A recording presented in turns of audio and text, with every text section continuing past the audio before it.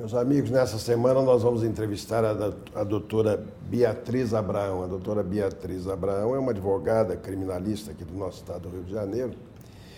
E nós vamos falar com ela sobre exame da ordem, que é um dos assuntos mais, vamos dizer assim, instigantes dos últimos tempos, né? Tem se falado muito sobre exame da ordem, qualificação profissional, e nós vamos falar com ela sobre isso. Não perca, hein?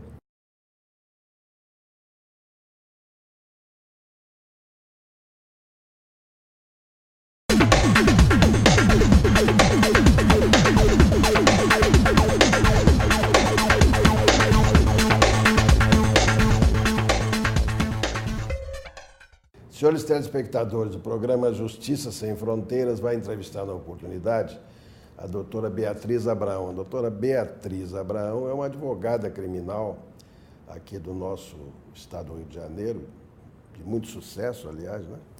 Mas só que ela tem uma outra atividade, ela prepara também candidatos para o exame da OAB. Essa é uma matéria que tem sido muito ventilada aqui no nosso estado, eu acho que no Brasil inteiro, né? Porque o nível de aprovação é sempre muito pequeno. Então nós vamos conversar com ela, saber como é que essas coisas estão acontecendo, o que ela tem feito lá na preparação, enfim. Tudo bem, Beatriz? Tudo, é um prazer estar aqui no programa. Ah, que bom. Muito obrigada pelo convite desde já. Muito bem. Então, exame da ordem. Ainda outro dia eu estava vendo no jornal esse negócio, se discutiu durante algum tempo a legalidade disso, né? Isso. Se a Ordem dos Advogados podia cobrar, além do diploma de conclusão do curso, também essa verificação. Qual é a tua visão desse assunto, Beatriz? Pois é, isso no ano passado foi muito discutido e em outubro de 2011 o STF veio e tornou, na verdade, constitucional. Então, muitos alunos que vinham sendo reprovados aí na prova, que é uma prova difícil, estavam na expectativa dela ser considerada inconstitucional, até que veio e surgiu realmente a constitucionalidade por parte do STF. Eu concordo, sabe? Porque eu acho que os alunos saem muito despreparados da graduação. E aí, na verdade, é uma forma de temperar. Então, vem cá, então você atribui a esse exame da ordem, basicamente, a ineficiência dos cursos jurídicos, é isso? Sim, eu acho. É mesmo? Na maior parte deles, são muitas pessoas que entram na graduação hoje, são muitas faculdades, algumas delas não têm um exame muito bom para entrada na faculdade, digamos assim, o vestibular é um vestibular muito simples. Aliás, deixa eu fazer uma intervenção aqui, uma interrupção que você vem dizendo, mas já houve até uma faculdade, vou dizer o nome, claro, em que um analfabeto foi aprovado, quer dizer... Exatamente. Quer dizer, ele entrou analfabeto na faculdade, deve ter saído mais analfabeto ainda, não te parece? É verdade. Eles fizeram um teste e aí uma pessoa analfabeta fez a prova e acabou sendo aprovado, quer dizer... E por aí nós vemos que são várias as situações dos alunos que estão nessa mesma, né, hipótese. Eu posso falar isso porque eu, na verdade, dou aula tanto na graduação como em cursos preparatórios e eu percebo realmente a dificuldade deles em redigir, em amanhã ou depois ter uma carteira e ir atender um cliente e não ter condições para isso. Certo. O que é que você sente, Beatriz, lá no como é mesmo o nome do teu curso? Curso Vega. Curso Vega, você prepara pessoas para o exame da ordem. Isso. Né? O que é que você sente lá no trato com os alunos? O que é que você acha? Olha, para a primeira fase, eu vejo até que eles costumam se preparar, é muito letra da lei, e aí a primeira fase eles acabam sendo aprovados. Agora, para a segunda fase, é pior ainda, porque aí a prova é discursiva, eles muitas vezes não sabem nem o que é um subestabelecimento, o que é uma procuração, muito menos como se redigir uma peça. Então, eu costumo... Quer dizer, a pessoa completa o curso jurídico e não conhece conceitos elementares. Elementares, né? É complicado. E eu me lembro, desembargador, que na época que eu fiz a prova da OAB, inclusive tínhamos prova oral. Então, quer dizer, eu não posso afirmar que hoje é muito mais difícil que antes. É uma prova difícil, mas que antigamente também era difícil. Me diz uma coisa, você tem ideia, assim, vagamente, quantos anos tem esse negócio de curso? De exame? De exame, acho que é uns 15 anos aproximadamente. Uns 15 anos. Começou com a CESP, depois veio a FGV. E o que aconteceu nessa transformação aí? Como era com a CESP e como era com a FGV. Todo mundo temia muito a CESP, porque na verdade eram provas difíceis, provas complicadas. Ah, sim, quer dizer, na organização da prova a coisa era mais difícil, vamos dizer assim. Era sim. E aí a FGV veio diminuir o número. Aliás, houve até um ano aí, eu não estou me lembrando, agora você está falando isso, que foi um desastre, né? Sim, a prova, né? sim. A aprovação foi um nível baixíssimo. Nossa, a média nacional é muito baixa. Às vezes chega a ser entre 10% e 20% que são aprovados na primeira fase, quer dizer, nem vão para a segunda fase. E é uma prova que o aluno compete com ele mesmo, essa primeira fase é eliminatória, né? É eliminatória. São 80 questões, antes eram 100 com a CESP, depois a FGV ainda começou com 100 e diminuiu para 80 por causa do tempo, que são 5 horas, Sim. E nem sempre dá para fazer tudo, é o que o pessoal alega. Muito bem. Mas agora com a fundação, você acha que está mais estabilizado, quer dizer, mais ponderado? Como é que é? Eu tenho visto que apesar da prova ainda ter um grau de dificuldade elevado, eles têm procurado aí, por exemplo, diminuir o número de questões, já é bom, porque aí o aluno em 5 horas tenta conseguir fazer as questões. E a segunda fase, aí eu tenho visto que tem sido bem mais fácil, bem mais tranquila do que quando era a questão aí da CESP.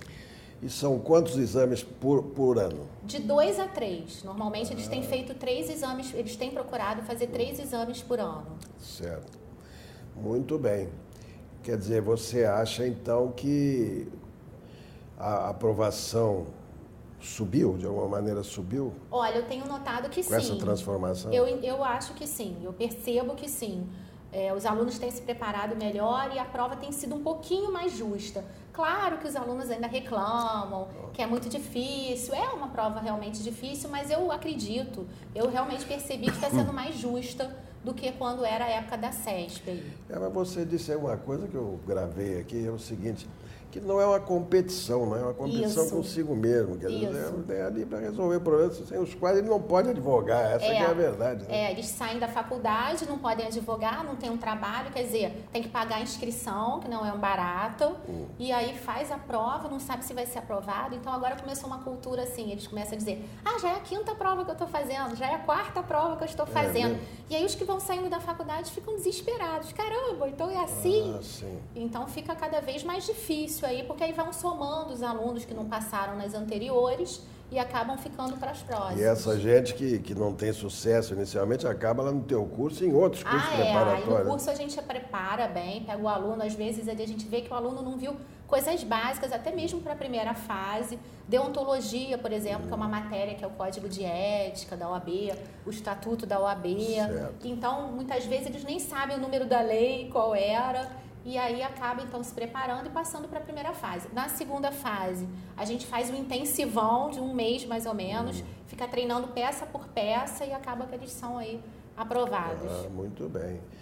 E qual é o percentual agora? Você falou de início 10% a 20%, numa outra época, né? E hoje, qual é o percentual? Nessa última, se eu não me engano, foi em média 30%. Aumentou. Nacional, E aí eles fazem até uma tabela lá das das faculdades. Mesmo é muito pouca coisa. Muito pouco. Meu Deus. Muito pouco. Se a gente pensar que todos esses outros sobram, tudo bem, tem um ou outro que vai fazer concurso, né, que não quer advogar, mas enfim, acaba não tendo a carteira. Não é brincadeira, não. Muito bem, nós vamos continuar conversando com a doutora Beatriz Abraão no próximo bloco sobre esse problema do exame da ordem, da OAB. Ok? Daqui a pouquinho.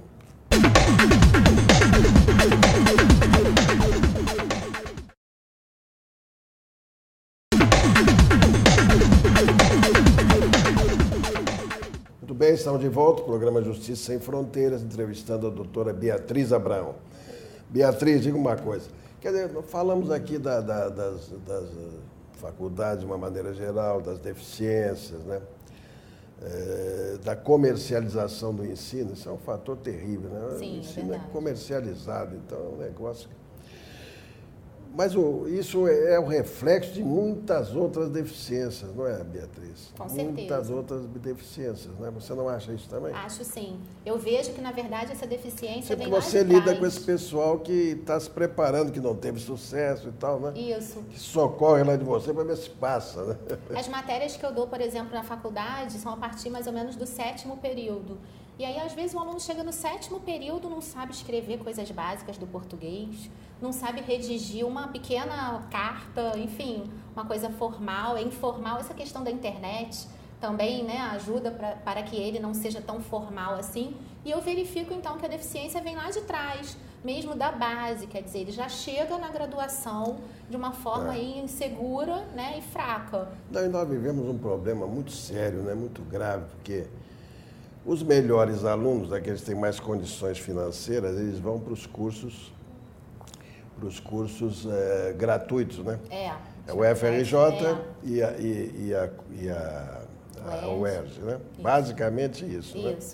Muito bem. Os outros, quer dizer, aqueles que não têm essas condições e, portanto, não têm uma educação como seria desejável, esses vão para a comercialização que eu me referi ainda há pouco. Não é assim que funciona? Sim. Então, você já vem aos trancos e barrancos, né? Ele vai lá e vai passar de qualquer maneira, né? É verdade. É assim que funciona. Nós temos algumas faculdades aí particulares que ainda estão num nível bom. Mas até, são raras. São raras, até a FGV, hoje a gente tem a Mackenzie, PUC, né? no Rio, a PUC. Enfim, mas na maioria delas, tem alguns alunos que se destacam, mas outros são muito fracos. Porque é isso, já vem lá de trás. Mas aí, acontece que os muito fracos, diante da comercialização, eles não são reprovados, né? E acabam passando de matéria em matéria. Progredindo. E aí, daqui a pouco, nós vemos, estamos no 10º período, já vai fazer prova da OAB. Quer dizer, e às vezes é aquele aluno que vai falar para amanhã ou depois, eu não passei a 5ª vez. Porque sabe o que acontece? Eles acham que é uma provinha igual a prova da faculdade. A da faculdade, muitas vezes, ele ficava ali na véspera estudando de madrugada e no dia seguinte dá tudo certo. Sim. E, no entanto, a prova da OAB é totalmente diferente. Ela requer um estudo específico. Ela, na verdade, é aquilo que nós estávamos falando antes. Não é uma competição, é só ele com ele mesmo. E aí ele tem que se preparar para aquilo. É verdade, é isso mesmo. Mas essa queixa não é só do Rio, não é, Beatriz? Não. É do Brasil inteiro, né? De todo o Brasil. Quer dizer, é um fenômeno que se estendeu para o Brasil inteiro, né? O ensino é ruim em todo o Brasil, num determinado patamar, não é? É verdade. E aí as consequências vão se desdobrando até chegar. Agora, eles não sabem o seguinte, essa turma não sabe também o seguinte, que hoje advogar é uma coisa muito difícil, não é? É muito difícil. Eu não sei qual é o percentual que realmente sai das faculdades e vai advogar. Você tem ideia disso? Eu acho que hoje em dia está em torno de 50%. Você acha que essa turma vai advogar mesmo? Quer dizer, verdadeiramente não, mas às vezes consegue a carteira e tem um processo por ano. Bom. Ou então, às vezes, eu vejo uma Você sabe como é que chama esse advogado? É o advogado da monocausa, né? Advogado da monocausa. Alguém pede para ele ver um negócio no fórum, né? Isso, ele faz um acompanhamento. Ele fica cultivando, mas advogar mesmo é um investimento muito difícil para quem começa, né? Se não tiver uma ponte. Tanto que no Brasil a cultura do concurso, né? É verdade. No concurso, vai fazer concurso para outra coisa, né? Advogar mesmo é muito difícil, né? É muito difícil. Você estava falando dessa questão do Brasil, lá no curso nós temos cursos online também. Então eu percebo pessoas de outros estados que fazem o curso e tem também toda essa dificuldade. Isso é interessante ver que você faz online também o teu curso no Brasil inteiro. A gente faz a gravação online e são apresentadas para vários estados. O aluno se inscreve pela internet, assiste pela internet no horário que ele quiser. Então, quer dizer, eu vejo, às vezes, assim, a gente pode perceber, por exemplo, que os estados do norte do Brasil, onde até a internet já é mais difícil o acesso, é complicado eles terem acesso aí ao material e tudo. Sim. Bem maior aí do que Rio e São Paulo. Que coisa, hein? Puxa vida, eu não sabia que você já estava na mídia da internet, né? Que bom, isso é muito bom saber. E todo mundo vem atrás. Porque aí, na verdade, tanto aquele aluno... Deixa eu te falar uma coisa. Esse mercado, agora me ocorreu aqui assim, esse mercado do ensino ainda é muito atraente? Eu acho que sim, desembargador. Na verdade, muita gente ainda procura o mercado, muita gente ainda prefere fazer um curso, ter acesso a um material. Hoje os livros estão muito caros, infelizmente. E hoje os livros estão caros e acontece uma coisa terrível, né? Por exemplo, esses livros que são transitórios. Sim, ainda tem isso. Tipo código que é indispensável para qualquer advogado. Acabou o ano, você joga aquilo fora, porque já não vale mais nada. Isso. Quer dizer, a atualização do... vai para a internet. Mas não é isso, vai para a internet não. O código é uma coisa que você tem que estar na mão, né? E aí me fez lembrar até uma situação, porque quando a CESP fazia a prova, quando era a segunda fase, o aluno tinha que utilizar livros. Quer dizer, era complicado, porque o aluno que não tinha condições, né? Ele tinha que fazer inscrição, ainda tinha que levar livros, doutrina mesmo, para utilizar na prova. E aí, às vezes, eles achavam que quanto mais volume, o maior volume de livros levasse era melhor, o que levava mais livros passava, o que levava menos livros, enfim. E aí, com a FGV, isso acabou. E aí, realmente, tanto a primeira fase como a segunda fase não pode ter acesso a livro. Na segunda fase, apenas o código com a letra seca aí, né? Sim, sim. Você já acompanhou algum concurso desse, quer dizer, para ver e tal, como é que as coisas funcionam? Já, eu percebo que hoje a correção das provas está bem mais elaborada. A FGV diz ela, né, que hoje tem, na verdade, passa por 3 professores. Eu conheço alguns membros da banca e eles acabam dizendo que efetivamente hoje é assim. Então, quer dizer, hoje ficou mais justo, digamos assim. E hoje a FGV, ela procura corrigir de forma aí a dividir bastante a pontuação. Então, isso foi uma melhoria também. O aluno escreveu uma palavrinha certa, está dentro do gabarito, ele já bota 0,1. Já estão aproveitando tudo. Já estão aproveitando mais. Eu compreendo bem isso. Né? Que eu fui professor também já fui tudo na vida. Mas eu fui professor durante mais de 30 anos, né? E eu já lecionei também em faculdade particular, no início da minha vida, né? Sim. E como era difícil corrigir prova. As letras são horríveis, entender o que eles estão falando, do né? Que se trata, né? Do que se trata. E houve um momento em que eu ia dando 0 para todo mundo, aí a minha neta, que era pequenininha, poxa, assim eu também corrijo. Só dá 0? Só dá 0, faço, risco 0. Né? Mas é isso, quer dizer, acaba indo buscar lá uma coisinha qualquer para poder dar uma notinha, né, de agrado, né? É verdade.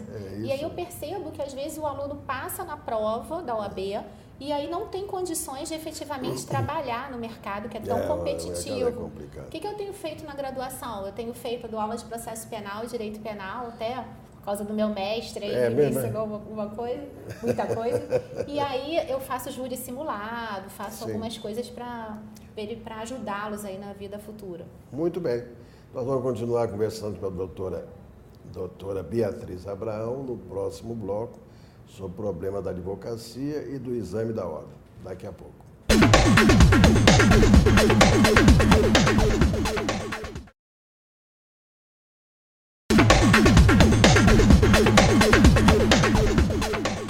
Muito bem, estamos de volta ao programa Justiça Sem Fronteiras, entrevistando a doutora Beatriz Abraão sobre problemas ligados à inscrição na OAB, aqui do nosso estado do Rio de Janeiro.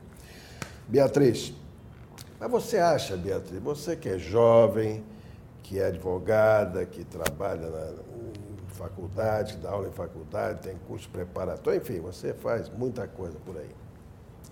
Você acha que a advocacia ainda é uma profissão muito atraente? Olha... Como é que você vê o problema da advocacia?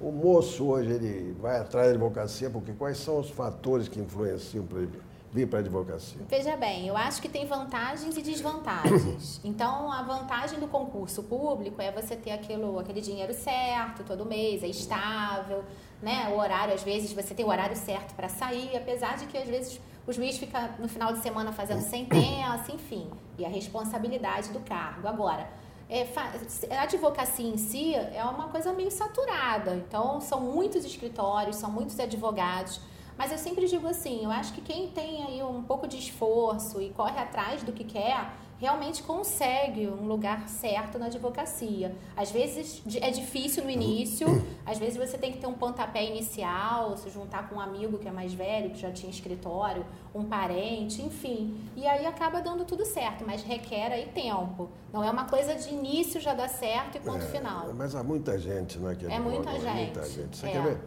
Eu outro dia fui me inscrever na OAB, né? Que eu preciso me inscrever, não preciso fazer concurso, mas tem que me inscrever, né? E aí eu vi a minha inscrição. Era 147.222. Muita gente. Isso já tem alguns anos, né? Porque o magistrado tem aquele impedimento que você sabe, né? Tem que passar 3 anos sem advogar, né?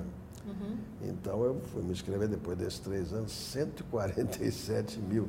Daí para cá ainda vem mais gente, vamos botar aí 150 ou mais, né?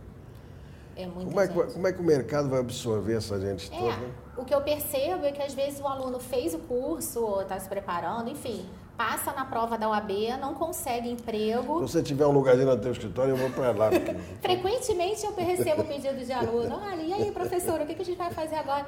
E aí, às vezes, vai se inscrever depois para fazer concurso de delegado, outro concurso, enfim, eles procuram aí um local no mercado. Então, na verdade, eu percebo que são poucos que conseguem um bom local aí para advogar, digamos assim. Mas essa é a fórmula mais simples, vamos dizer assim, de começar na profissão? Sim, porque aí, mal ou bem, ele tem uma carteira e alguém o procura com algum problema e ele já poderia ajuizar uma ação. Sim, mas você disse aí, quer dizer, de qualquer maneira, encostado, vamos dizer, num escritório já pré-existente, né? Às vezes ele já era estagiário em um determinado escritório e esse escritório, sabendo que ele é um bom profissional, já o contrata. Você sabe, a advocacia, nesse ponto, é muito parecido com a medicina, né? Sim. A medicina é o residente, o cara vai lá para dentro do hospital, vai começar a clinicar ali, depois ele se vira. E o advogado é a mesma coisa, se ele não estiver no foro, minha filha, não tem jeito, né? Um dia eu me lembro que eu fui fazer uma entrevista com uma estagiária e a primeira coisa que ela falou, eu não gosto de ir ao fórum. Aí eu, então infelizmente você não vai poder trabalhar, porque por mais que depois de um tempo você não vá ao fórum todos os dias, o advogado tem que ir, tem coisas que ele que vai resolver. Só ele vai resolver. Que o estagiário não vai resolver da mesma forma. É verdade. Né?